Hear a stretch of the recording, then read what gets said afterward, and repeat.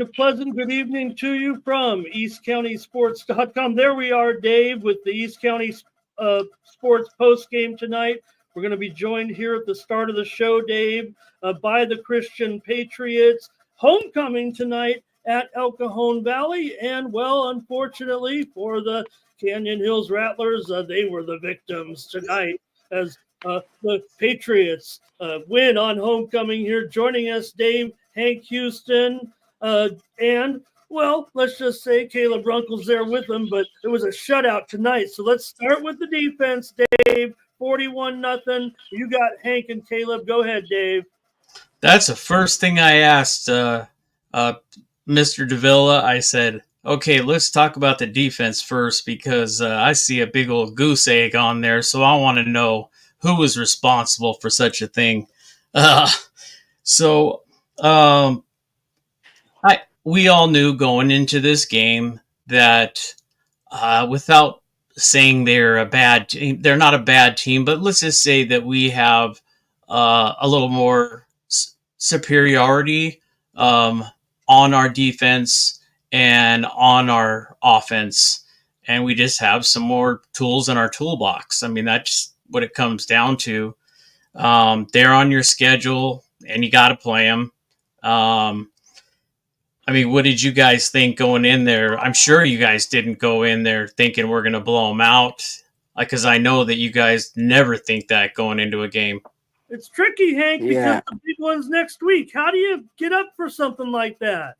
Yeah, well, we came into the game with a lot of confidence. I think we were all pretty certain it was going to come out as a W, but we just played hard and we took the victory home. We came out unscathed tonight, healthy, other than what guys that are out right now? Yeah. No injuries tonight. Great. Now, I did talk to your one injury that you're missing, Moronis. I've actually been keeping in touch. I'm sure he told you guys. I'm just checking in on him and see how well he's healing. And I know how you guys missing a guy like him. I mean, not only do you miss him on the field, but just as part of the team and off of the field too. I think he's a huge part of that team and getting you guys riled up and keeping you dialed in and focused. Correct? Yeah, definitely. Yeah, he's a big piece to our team, and he definitely contributes a lot. So, I mean, just tell me, what was the big game plan? I mean, we all know that you got one of the best defensive coordinators. I mean, it's no big secret in the county. Without giving away the exact game plan, what were the thoughts and how to attack this team? Really, our thoughts were to come in, play hard, do our job, stay on task, and whip them up front. And that's exactly what we did. That's exactly what they did, Dave. They scored early, a 4-yard pass from Caleb to Brady Eads, then a 25-yard pass to Brady, and then another touchdown by Eads, 7-yard play, and it was 21-0. Brady had those 3 touchdowns. Where's Caleb? Caleb, put him on there, Hank. Let's ask Caleb about his connections early with Brady. We know he's been a great man for us so far, getting those touchdowns, brother, but you found him again 3 times in the first quarter. We got him to the end zone. That sounds like the strategy. Yeah, he's definitely a cheat code, man. He's one heck of a player. I mean, ever since you put a Patriot uniform on, you've been on fire. I mean, as soon as you put it on and you stepped onto that field, you've done nothing but have success. I mean, tell us. Thank you. How did the success develop so quickly with the Patriots? How did you jive so quickly? Well, it took a lot. It wasn't too fast. I mean, it took a lot of work in the off season. I had a rough freshman season, and I put a lot of work in from the end of my freshman season to the start of my sophomore, and then throughout my sit-out period. And I think my coaches prepped me pretty well for my return. You did have to do your sitting out, as we all know. We got to take that penalty, unfortunately. But like Ramon said, I mean, you had Eads right away, 25-yard touchdown, and there's only 4:45 into the first, and then you're already up, 14-0. Then you have the 7-yard run from Eads. Yeah, I swear he is on. He is scoring every game. He has to be. I'll have to look at the stats, but I think he is. And then, like you said, he was up 21-0. Then a 36-yard touchdown pass. You kept going to Gustin, another good PAT. 8 minutes left in the second quarter, and you're already up 28-0. I mean, it's not even halftime. Was that the goal to go to the air and attack their safeties and attack their corners, or was it to mix it up a little bit? Because it seems like you went to the air more often. Maybe you knew something about the secondary that you could exploit. Yeah, Caleb, because we knew we were going to be against an underwhelmed opponent, but we're still trying to. As good as you've done, we're still trying to keep you up to speed a little bit. You're still on a learning curve despite all this success. Yeah, it wasn't our game plan wasn't really to throw the ball too much, but to keep our skills warm and like just do the things we're not as good at, so we can be more prepared for like better teams. Well, no doubt. Go ahead, Dave. So you, without actually coming out and saying it, it was kind of a scrimmage game, if you will, against a team that you could try. Like you said, you can try new things. Some of the tools in Coach Bug's toolbox, I'm sure he said, hey, I got about 10 plays here. I want to try this one. And this is a real something like that. And this is a special one. Let's see how this works. And then you even in the fourth quarter, again, you got a breather, and they put Wilkins in. And how did he do when he went in the fourth quarter? I think he did all right, but honestly, we were just trying to get our guys touches, so we didn't really like use his full like skill. But Jaden's pretty solid, man. And a game like this, you win it by so many. What are you thinking? Looking ahead to your next opponent, as no doubt about it, Caleb. What do you think? I don't know. You may have heard the score, 47-7. The Cabers beat the Tigers tonight. So just putting that Henry game behind us, and I want to get Hank's thoughts too on this when you're done. Looking back at that Henry game now and seeing how well San Diego has played here, unfortunately, you'd already won the big game. Now you've got another big game for the championship, basically. So how do you keep it going here this next week? Honestly, I think we just got to keep up everything we're doing right now and just progressively get better. I mean, there's no slowing down from now until the end of playoffs. I mean, we really just got to perform and just keep getting better. And I think great things will come with Christian football. And you got to take your hat off today. You also had a 9-yard touchdown run by Chase Toggerson this evening too, to add to the mix. Yeah, he's a good running back, man. I mean, it's not too much to say about him, but he's solid, man. Hey, you see Hank over there real quick about the Cabers, Caleb. Hey, Hank, you know about all the – I know you got to know a little bit about the Cabers. They got the good thing they don't have the names on their back of their jerseys with all the Jadens on the team and with Wilson and those guys. What type of effort is it going to take? The Cabers are a different type of team, I think, than the Henry Patriots, right? Mm-hmm. Yeah, definitely. I think it's going to take a lot of discipline, and we just got to play as hard as we can, play our game, and I think it's gonna be a good game. And you guys are looking as focused, as tough as that Patrick Henry game was. You got to get back up again, and you guys know that. So yeah, I was definitely worried about this game, right? But making sure that you stayed focused through this game and pitching that shutout has got to be a big boost to confidence. Yeah, 100%. Definitely is. All right, gentlemen. Well, we don't want to. We know you got the lip sync thing going, so we don't want to take up too much of your time.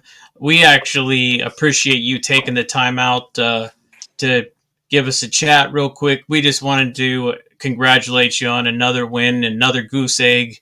And I think we're going to be seeing you a little more often, even going throughout the playoffs. Definitely. I know Hank, for sure. Hey, Hank, who made some big plays with you out there real quick? Who stood out for you guys on the defensive side with this I shutout? think definitely Brady. Brady stood out a little bit, and Chase Togerson. Chase Togerson was a good playmaker. Yeah, tell us about. He also scored a touchdown. Dave, I Yeah. noticed Dave was mentioning we haven't seen much of Chase yet with the bar, doing things with the varsity that stood out for us with scoring and big plays. Tell us what Chase's game is about. Yeah, he definitely plays hard. He's a very good football player, and I like the aggressiveness he plays with. He's definitely disciplined, and he hits hard. Awesome, thanks, Dave. You good with Hank? You good with Caleb? Absolutely. I could talk to you guys for another 20 minutes and pick your brain on how you did things today, but just congratulations on the win. We'll have Thank more you. time with you after the next game, and we just wish you luck to keep going forward. And I think you guys will do quite well. I think you will do well with the opponents that you should be able to beat in the playoffs. Yeah. Hey, did we have any football players on the homecoming court? We did. Brady Eads. He was on Brady there. was on there. I want to shout out King Asher Murphy and Queen Kara Hansel tonight. They're good kids, huh? Yeah, very good kids. All right, Brady. Hey, you know what, Brady? We had probably those touchdowns, Dave. They couldn't give him the crown. He was just too big a star on the field. Thanks, Hank. Yeah, Thanks. yeah, of course. Thanks, Caleb. Good luck next week, you guys. It's the big game next week. It's big. We know it. Yeah. Thank you guys. Thank you so much. Keep playing hard, and we thank you so much for taking a few minutes out. And you guys have a pleasant evening. All right, thank you. We will. Bye. Thank you. Great job, Hank and Caleb, Dave. Yeah, it was homecoming, so why not check in with the guys there? 41-0. We knew they were going to win, but really we want to talk to them about next week's huge game. Of course, San Diego wins tonight, Dave, in impressive fashion over Morse. Yes, the Patriots have a game against Morse after that, but it's going to be the Cavers and the Patriots for the city championship for sure. The Patriots will still have one loss, but I mean, they want to win it outright. They won't have one loss. We know they're going to win that game against San Diego, but tough opponent. San Diego led 40-7 tonight, Dave, in that game. So while you work on things a little bit, you mentioned it, Dave, 21-0 with Brady Eads getting those 3 touchdowns in the first quarter. Even Gooston scored a touchdown tonight for Christian as well on a 38-yard touchdown reception. And Kai Rozier also a 30-yard touchdown after a fumble recovery by Togerson, Dave, and then Togerson, I believe, had a 9-yard touchdown run. That's what made it 41-0. I think they were on a running clock there by the end of the game. Correct. I'm trying, just so you know and the audience knows, trying to get a hold of none other than, I'm telling you that I won't give away everything yet, but the Granite Hills Eagles, I think they possess the best running back in San Diego County, hands down. And the way that he played, he slowed down a little bit in the third quarter a bit, but then it's like he got another bolt of energy. We all know how big he is, and from what I heard too, he can bench press a 550 pounds. That man, I mean, he's a man. Who are you talking about, Dave? That would be Max Turner, the burner, and 5 touchdowns on the. 1 receiving, and then you had the others. Hold on 1 second. Well, I'll get right into it if you'd like, or I could go to another game while you're working on that. You let me know. I'm here for you, man. Well, if you want to go through the scores, I'm going to get the link to Smith because he was such a big part. Also, I mean, really, the whole Eagles team was. But you can, yeah, I'd love to go through the scores while we're or another game while I'm looking real quick. Okay. Well, last night was the big game, Dave, in the Grossmont Valley League, and it was El Capitan improving to 3-0 with a 14-7 win at Santana in the let's face it right now, the big game in the Grossmont Valley League. And yes, there'll be another opportunity for El Capitan to prove they're the best right now in the Grossmont Valley League, no doubt about it. It was a, as you called it, Dave, it was rugged, man, and it was low scoring, and it was tough just to get a few first downs strung together for some of these teams, for both these teams. For Santana, Noah Quaylen had a touchdown. He also had an interception early in the first quarter of the game, but El Capitan had a fourth down stop of their own with 1:20 left. And then quickly a 50-yard touchdown pass for Santana. Barker to Benegas for a 7-0 lead. And El Capitan had some great defense of their own with Corey Savage. 3 interceptions on the night. Marlon Ames had 2 sacks. Evan Ortega had a sack. Spencer Chastain had an interception. Aaron Altamirano, 13 total tackles, 4 of them solo, as El Capitan proved they're number 1 right now, Dave, in the Valley League, even with a matchup with West Hills still on tap. And West Hills, still will get their chance at the Vaqueros, but just a big performance here. Geralman had a touchdown run as well. Sophomore Michael Valencia had 60 yards on 5 carries. Here come the Eagles right now. I think we got them here, Dave. There we go. Let's see what we got. Oh, yes. Trevor Smith and Max Carter are apparently there. Yes. Hello? Yes. First of all, holy cow, Max. I mean, are you trying to break every record? I mean, we all know the refs were trying to break a record on the other sideline. I think they even created some flags, but we won't get into too much of that. But Max, I mean, how do you feel about, I mean, you got the all-time run and receiving record that you broke, and then also you broke the all-time touchdown record for Granite Hills. How does that feel? I mean, that's got to be incredible. Before I say anything, I'd like to give thanks to my Lord and Savior Jesus Christ and my family, because I know without them I wouldn't be here and I wouldn't have accomplished anything. And then I got to thank my O-line and Zach, because some of those records couldn't be broken without them. Absolutely, and your offensive line was just incredible tonight, as was, especially, and he's there, is the secondary and the defense. I mean, the swarming they were doing on some of those really, I mean, we all knew that Arrington he's supposed to be one of the fastest in San Diego or in California. I don't know. I just know that he's really fast. Yeah, he's pretty fast. I mean, you could have seen me. I was pretty fast too, You weren't only fast, Max. You were bulldozing over. I saw you pretty much run over a defender. I mean, especially, I'd say in the fourth quarter, you were ready to win, and you wanted to win. That I just saw a little sputtering maybe in the second quarter when you guys came out of halftime, but then you turned it into third gear, and then you just started running over people. You had one where you went out to the right and you cut in. And then, of course, the hankies, that should have been a touchdown the first time. Yeah. And so what else if you could call out those guys again, as far as the defense? We got Trevor there too. Don't forget. Or not deep. I'm sorry, your offensive lineman. Oh, okay. You said if I could call plays? No, If you could He call got out your offensive line and give them credit specifically.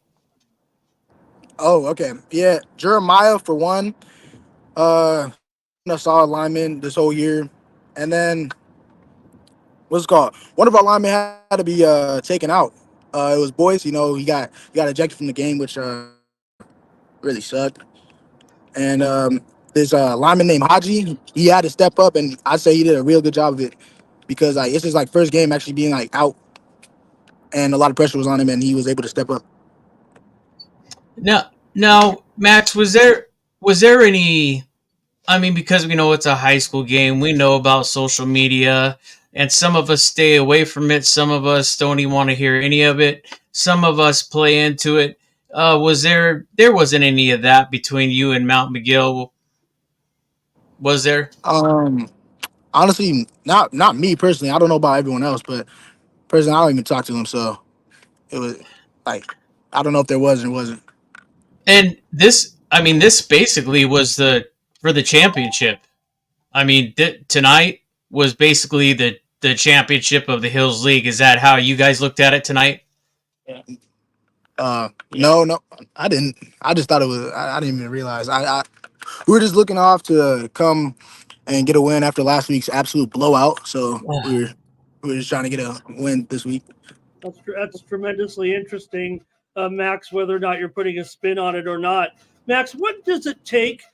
Say I was an elite running back like you. What does it take to get the hesitation that you're able to put in when you get right behind your offensive lines, big behinds, and you give that little moment of hesitation where the defenders can see you, but they still can't get to you, and then that's when you shoot through that hole, man. What would I do if I got the ball, and what do I have to do to have that type of that pause, that countenance?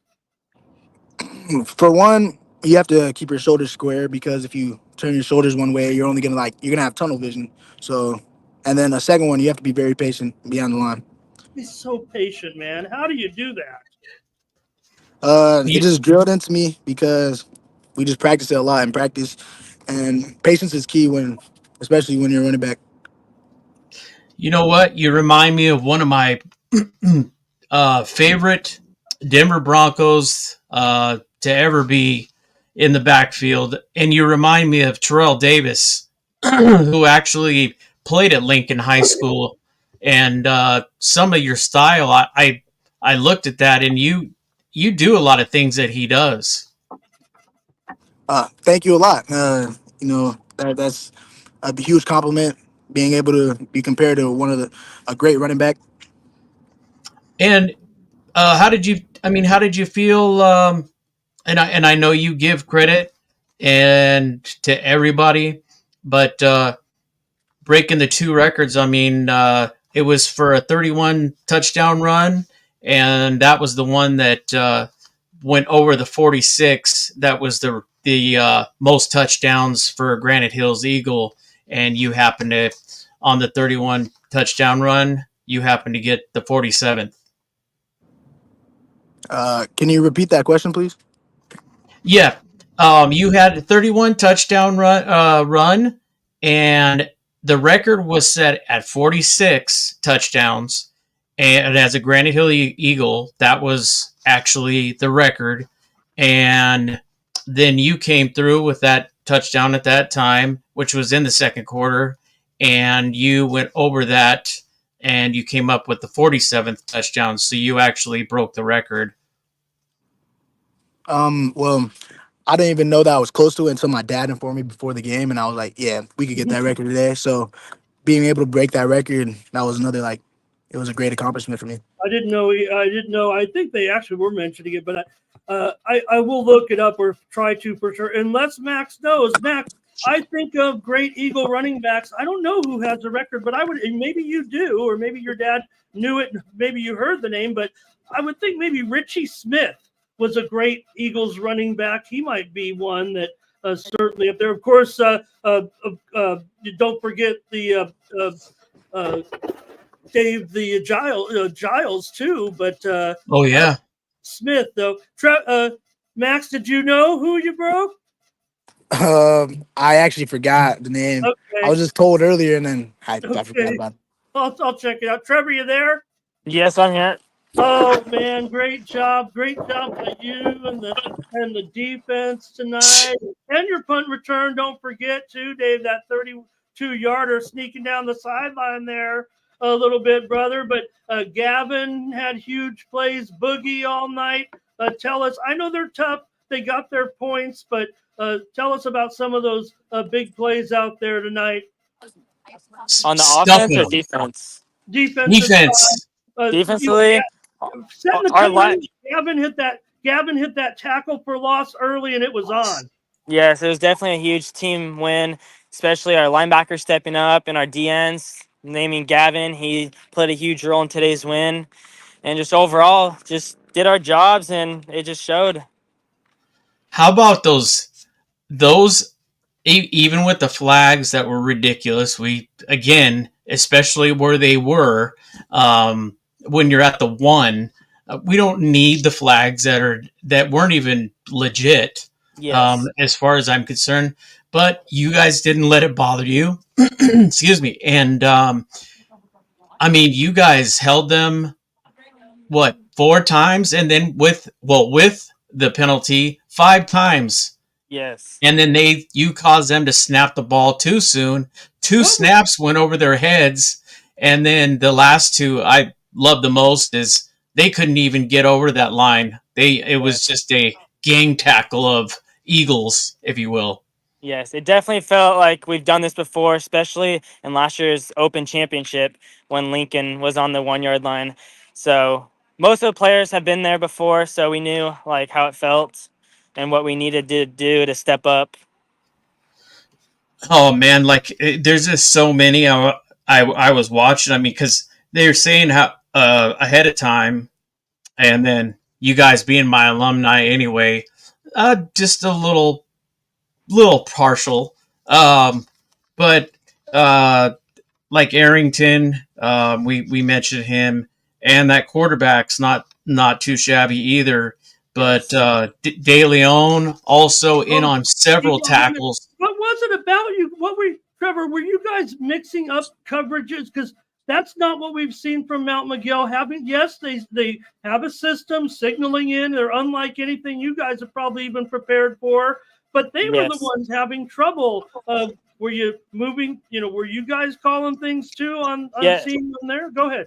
Yeah, so we watch film 2 days a week this week, and we came up with different formations to be able to stop all their trick plays, all their heavy packages. So that definitely helped us this week. So yeah, we came up with new defense formations.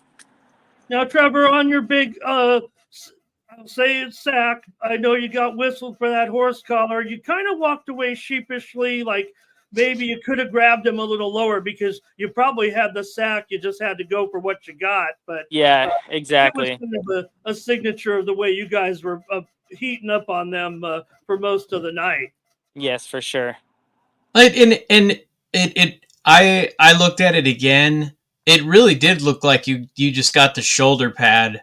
But it was so close, but again, way too much laundry. But I like the fact that the Eagles were able to overcome that, though, and I know that's what Coach Cobbs preaches too. Is you know what? They're not going to lose the game for us. They're not going to win the game for us. We're going to do it ourselves. And your offense was spectacular. Max was spectacular.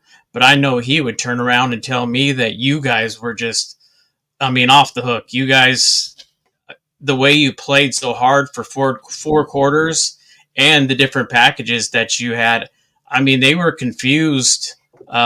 You could see the confusion of the offense on the Matador side several times, leading to what was the last one that you guys did towards the end of the game?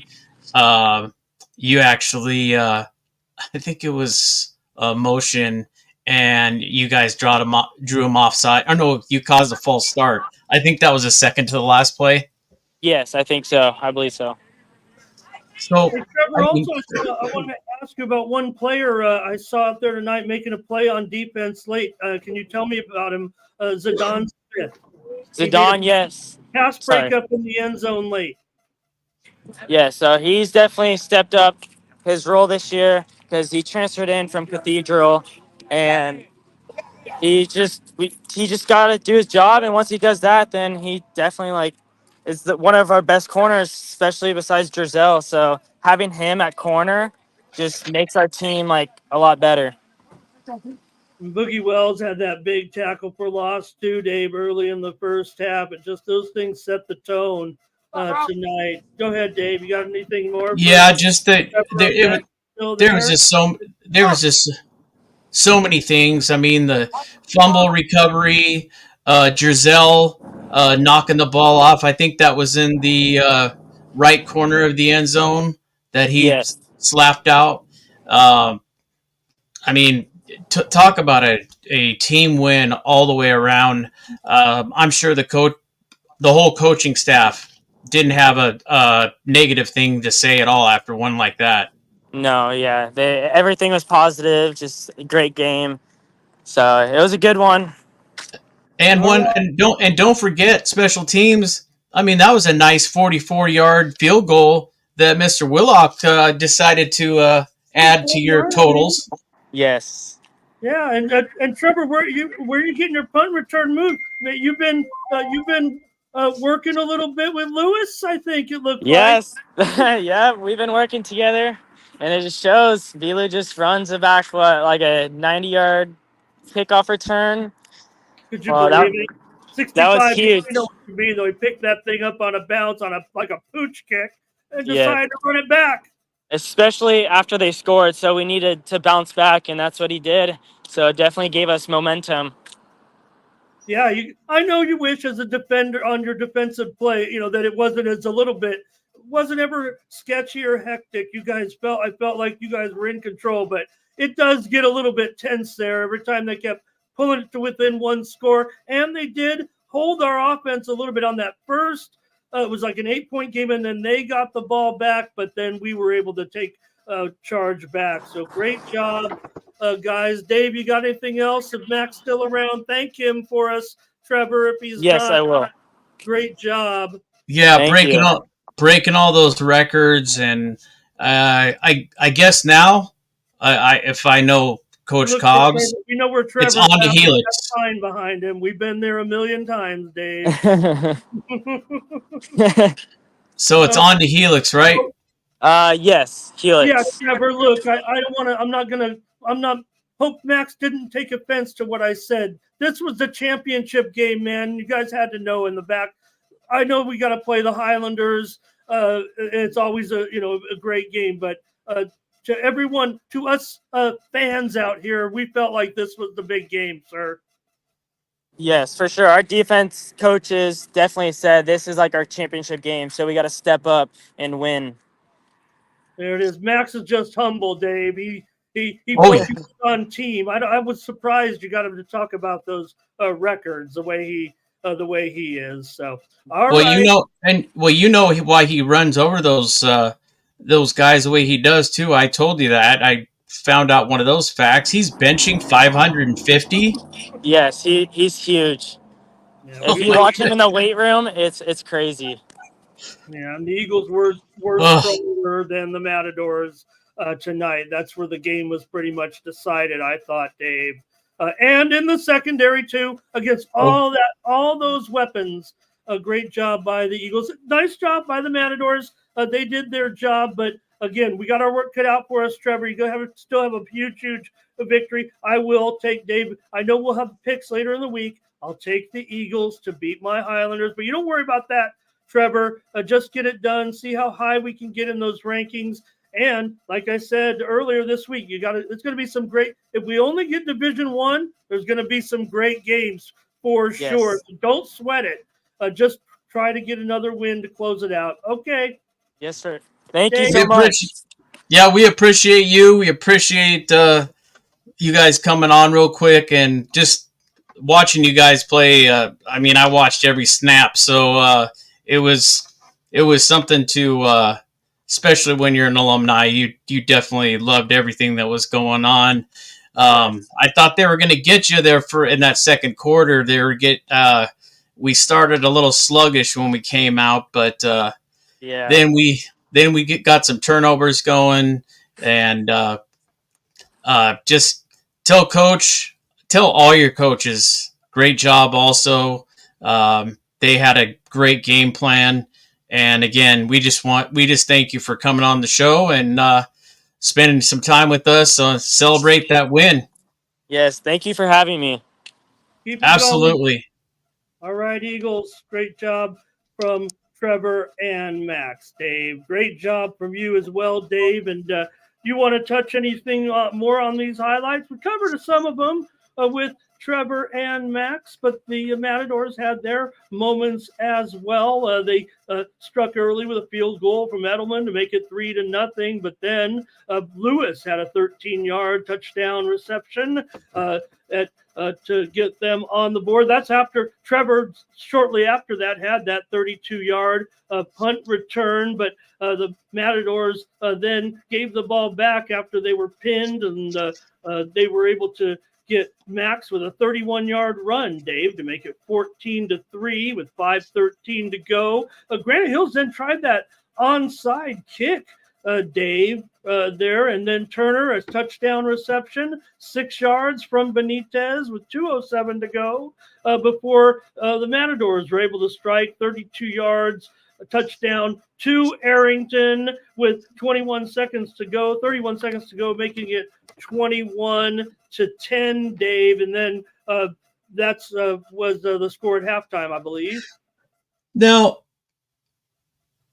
Woody, what did you think? Everybody has a different opinion, and I don't think anybody's going to get upset. Did you think that was a horse collar tackle? I did. From what I saw, I saw where Trevor grabbed the ball carrier, combined with the aggressive tackle that he made and the jerking motion of the player's body. I went back and looked at it as well, and I believe that even if the officials were having an awful night, I think most officials that might have been even one of the ones that most officials might have called, whether it was or not, just because of the sheer violent nature of it. But I think Trevor, looking back at it now, knows that they had him corralled, and even his pursuit of him probably would have resulted in a tackle for loss or near.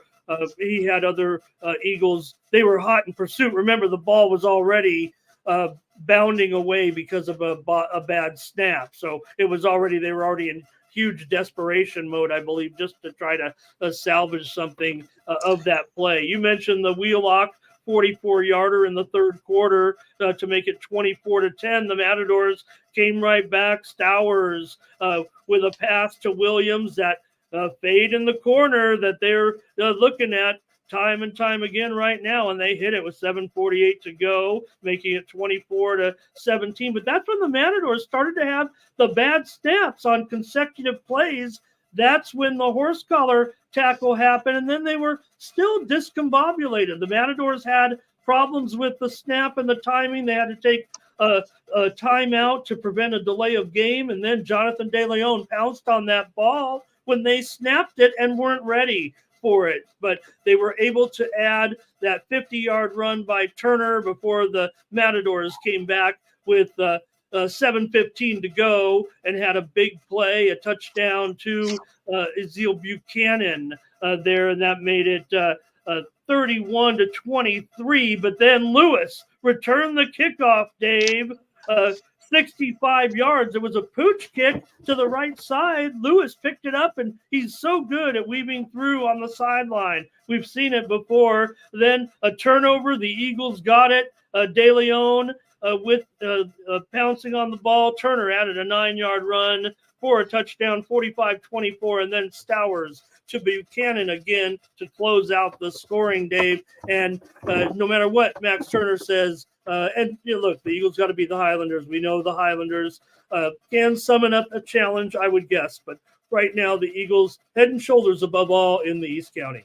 And I think because the players like Uh, like Turner, Max Turner is very humble, and I think that runs downhill to the rest of the players. And even with all that laundry, which a lot of it wasn't necessary, it didn't seem to really upset them. They didn't get up into the ref's face and do any of that stuff that we see a lot of times, even in professional football.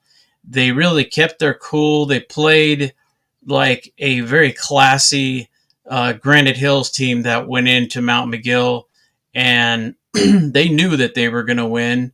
And I think Mount McGill would just I don't think they were ready for those different defensive packages that Coach Cobbs put together, because they're used to going down the field with a big run, a big 40 or 60-yard pass. They're used to distributing the ball to several of the receivers and moving very quickly, scoring quickly. And they ran into a couple of brick walls. They just weren't able to do what they normally did. Would you say that not only the players themselves, would you say that the maybe outcoached a smidge?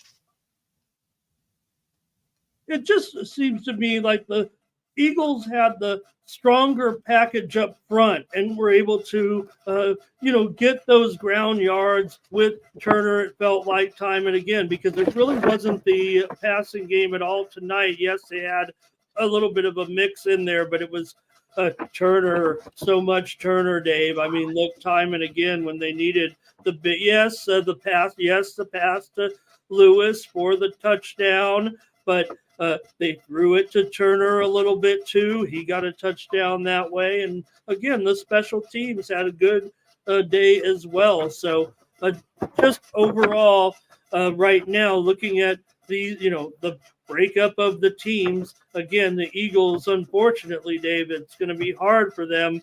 Right, they can beat Helix next week, but La Costa Canyon came back tonight to improve to 8-0 with a last-second victory. That's going to be the deciding factor here if, for some reason, the open division right now is a little bit of a mix tonight with what happened with the scores. So and luckily for Granite Hills, they put up quite a few offensive points.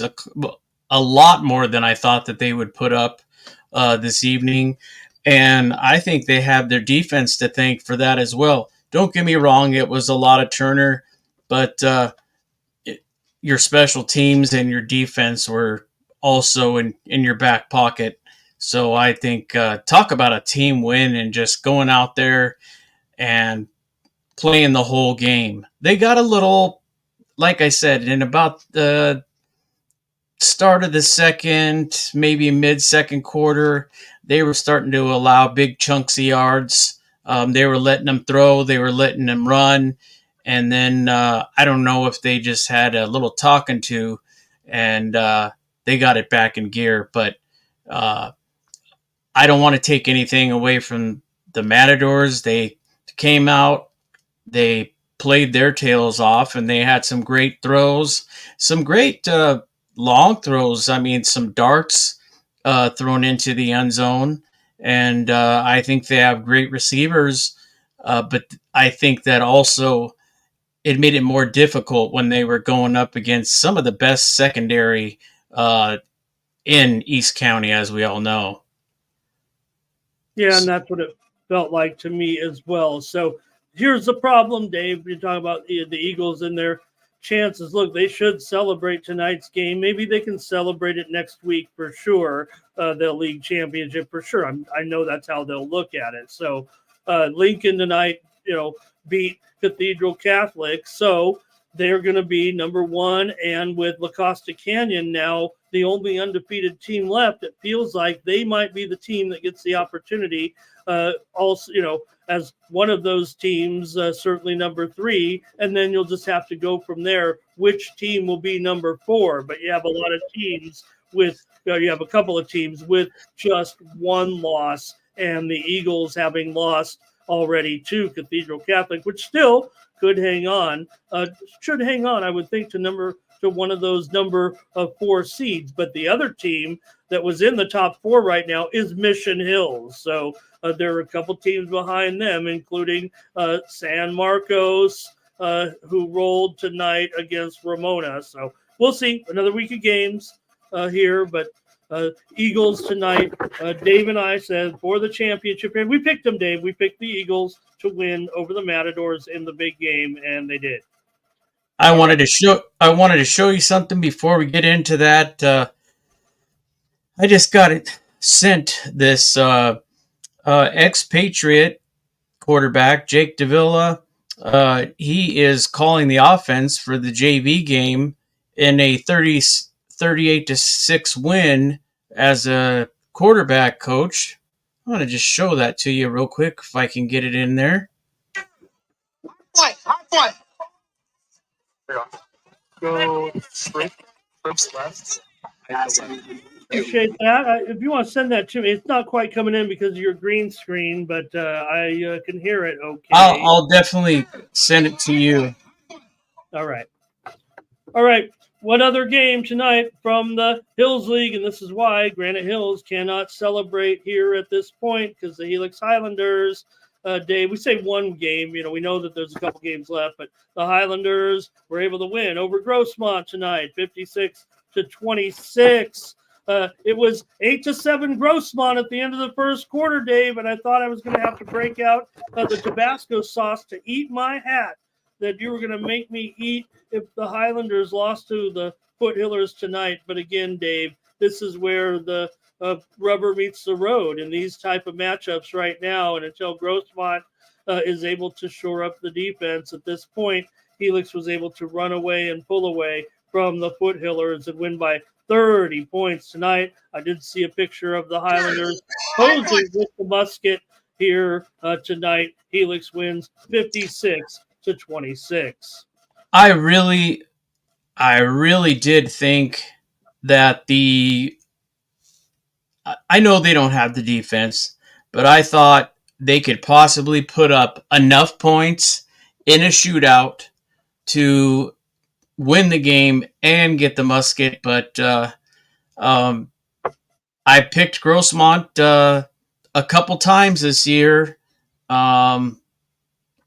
I did pick them against Monte Vista also. Actually, I picked Monte Vista, and then they went and won that one. But I think we did pretty well on these. I just thought that they would be a little more competitive, but like you say, when you can't stop somebody, it's going to be very difficult. I mean, we see that in professional football, and I'll just real quick, I'm not going to talk about the whole thing, but same thing with Denver their offense is mediocre, but when you have a defense and you can keep people from scoring and you can cause turnovers, you're going to win a lot of ball games, period. At the high school level, college. But Right. All right. Here we go. We continue on right now in the Grossmont Valley League tonight, and it was West Hills. Talked about it here. Yes, El Capitan did get the big win yesterday, as we already discussed, over Santana.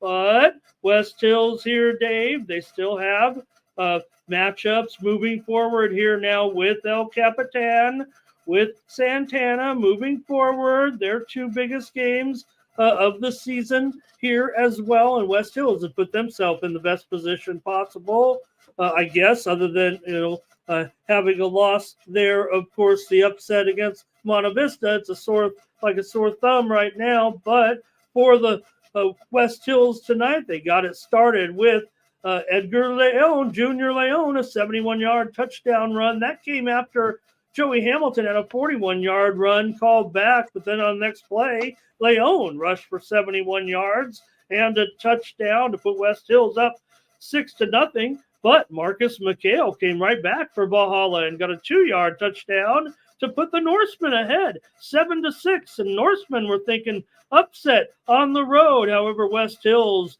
got a touchdown run from Ryder Alexander of 21 yards to go back out in front. And after an interception by the Wolfpack, they were able to get a 32-yard field goal at the end of the first half by Slakowski.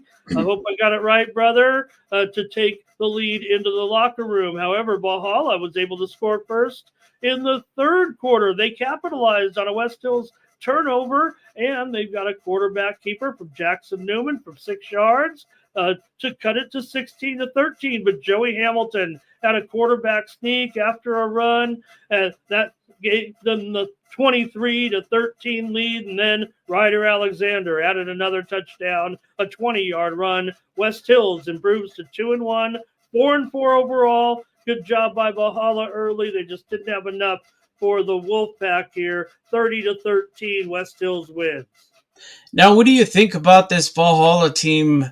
I know they're not going to do anything this year. Their year's pretty much over with. What do you think? They've got a lot of up-and-coming stars, and they're just going to keep getting better. What do you foresee in their future? I mean, in another year, next year even, they could possibly be a top-notch team in that Hills, or at least have part of the fight in the Valley League. Yeah, I'm not sure it is over for Valhalla. I think they can look forward to getting something done in the playoffs. I think, if anything, our teams were not as good as I thought they were from the top half of the league, as good as and exciting as this has been with the Eagles, the Matadors, the Highlanders, and even El Cap and the Santana and West Hills. We'll see how the placements come down. But Valhalla might be an interesting lot if they get placed down, where I think they will, in the lower divisions of the playoffs here. I think they're certainly going to be able to maybe do some. Maybe they will have more success than some of the teams in the postseason. So that's really what I would focus on if I were Valhalla right now. Unless I'm misreading the room here a little bit, I would think that's what I would try to focus on right now. There are still a couple of games left here for the Norsemen. They're only 3-5 right now, and they've got to play at the Braves, and they've got the Monarchs, which could be a good game. I mean, it's obviously going to be a good game with the Monarchs. Going to be very evenly rated. In fact, I would think Valhalla at home.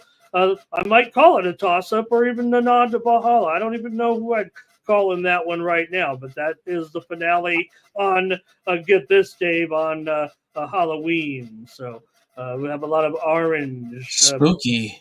There with Valhalla. So West Hills gets the win tonight. Good job by the Pack. It was Monte Vista beating El Cajon Valley. It says here 40-12. I thought the score was 36 to something. Whatever it was, Monte Vista gets the win here tonight. They scored a touchdown just 20 seconds into the game here tonight to take the lead. And then Lakai Dean added a touchdown run to make it 13-0. Fabian Carmona, one of the best freshmen in the East County, he had a touchdown for the Braves to make it 13-6. But then Dupree Flanoid had a touchdown to make it 20-6. And then Monte Vista added a touchdown 2 minutes before the end of the first half to lead 26-6 at halftime. They went on for the victory tonight, Dave, and improved to 2-1 in league play with a 40-12 win. So, take a look at Monte Vista here and their current schedule and record. They certainly have earned the right at this point with the 2-1. They beat, of course, West Hills, so they're still alive here for the league title. And all they got to do really is beat Santana and Valhalla, and then hope El Capitan loses one of those tough games along the way. They could have a chance here. Well, I really was. I can't believe how close we came on that El Cap and Santana game. I I said it's going to be one in the trenches, and holy cow! I looked up at the score and I said, "You got to be kidding me!" Looked like a very tough game for both teams, and kind of lets you know that either one of them could have took the top spot. We talked about it. We did favor Santana at the beginning of the season. We were pretty excited. They won a few games in a row, and El Cap was dropping 3 games. But then here comes the El Capitan Vaqueros. How about them Vaqueros? As we would always hear from Coach Berner. I'm sure he had that to say last night after beating the Sultans. Now, is that the one that they had the golden whip for those two? Is that correct? The Santana El Cap game used to play for a horse, like a rodeo whip. Yeah. Clear. It may have been, taken out of circulation at this point. I'm sure it was. I like these little, a whip that you strike your horse with, when you're trying to get it to move faster. It's just nice to know all these little archived items that they used to all play for, just to I don't know, pump them up and have bragging rights till we got the whip, we got the Hamashaw helmet, we got the musket, and Grossmont will be still working on that one. Wow. But yeah, Monte Vista, I can tell you right now, I think they're probably the scariest team in the Valley that they could trap anybody. I really do think so, and it could come down to maybe them and West Hills playing an extra game, possibly with meeting each other in the playoffs. Yeah. I put all those teams together, but I'm just like, I don't know where there's going to be a dividing point. Like I said, you could just line up the teams. Imagine it, Dave. You got the top 4, okay, and then you got the next group is Division 1, and then the next group is Division 2, and then the next group is Division 3, and right there already you're talking about 40 teams, right? So then it becomes really tough in there because, like I said, all these teams are right about 40th right now. Maybe they're inside 40th. Maybe they're like 35th to 40th. You can look at the Max Preps rankings, and they're going to have some movement still. So, really, the only one that you can count out for sure is Elkhorn Valley, Mountain Empire, teams like that. They're done. No playoff time for them, unfortunately. Yeah, and tonight it was Coastal Academy defeating Mountain Empire 42-0 in a Sunset League game. No report, Calvin and Foothills Christian. All right, Dave, a great job, and I think we've covered them all. Unless you have any other questions, did we miss anything here? We could talk a little bit more. We got interrupted there a little bit, but I think we covered all the numbers there with that El Capitan win over Santana last night. Just to make it clear, that game was on Thursday night. In the game, there were some big plays in that game. Geralman had a 52-yard run in that game, and El Capitan, like I said, big performance. Corey Savage, player of the week here, defensive player of the week for me. 3 interceptions in the game that they won 14-7. Noah Quaylen was outstanding for Santana, both offensively and defensively, a touchdown reception and an INT. But Santana gets El Cap gets a big win on the road over Santana. So did they do so it wasn't a musical rotation of the quarterbacks for Santana? They did use 2 quarterbacks. Okay. Wonder what happened to our friend Josh. Well, I can give you the numbers, Dave, but like I said, El Cap won the game. I don't want to belabor it too much here. Yeah, right. So the big games next week.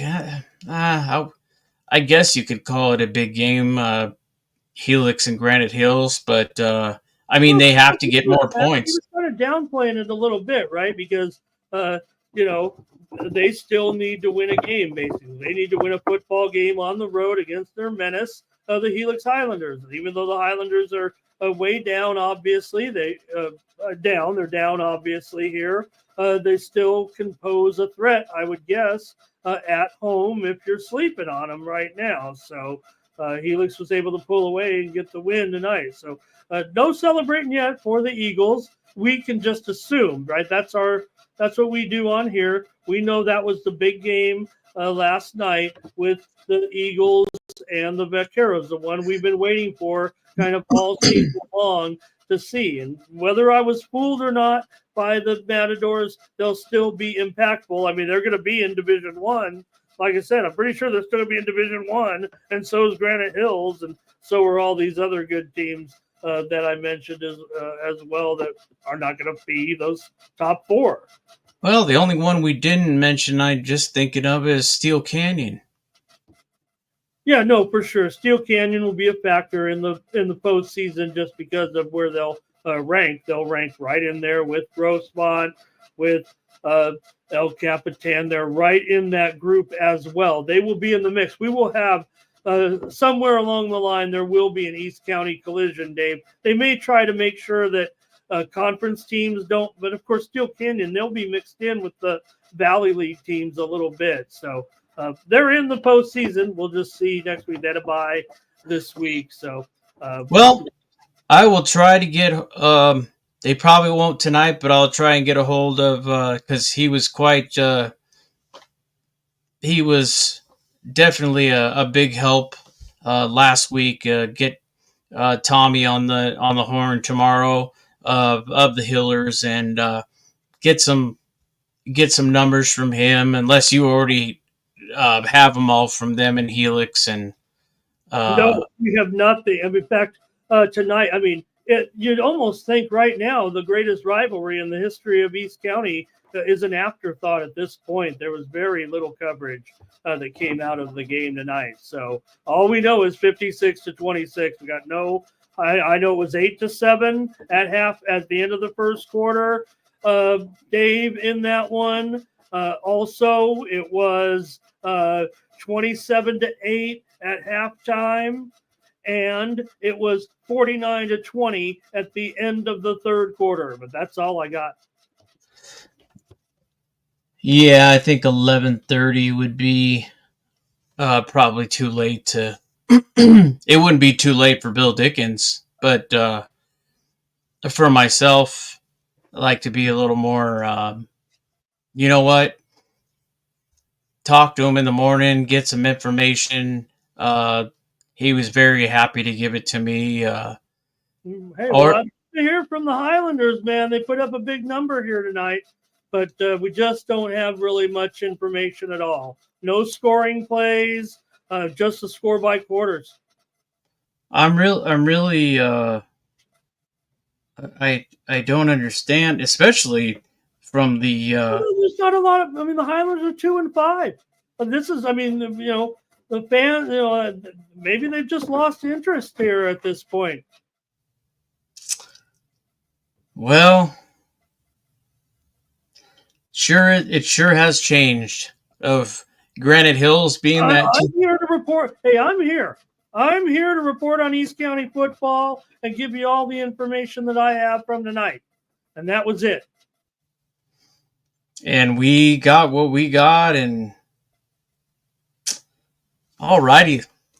Well, as they say, that's a wrap. And definitely think earlier, even though he was 2% on his phone, he said, I said, Max, we really want to have you on, though. You did big things tonight. So I said, I'm sure you got somebody there. And what about Mr. Lewis? And sure enough, he had somebody, and I'm appreciative that they came on, and even the Patriots making time for us when they got an event actually going on and taking 10, 15 minutes out of their time and kind of giving us. Back here, there's Brady Eads with the touchdown tonight. Boy, when does he not have a touchdown? I'm telling you, I really think that the Patriots are going to they're not going to be knocked out of the playoffs right away. I'll tell you that right now. See what division the Patriots are in. All right, Dave. That's going to do it. I'm going to wrap it up then here for the East County Post game here for Week 9. For Dave Dickens, I'm Ramon Scott. Thank you for joining.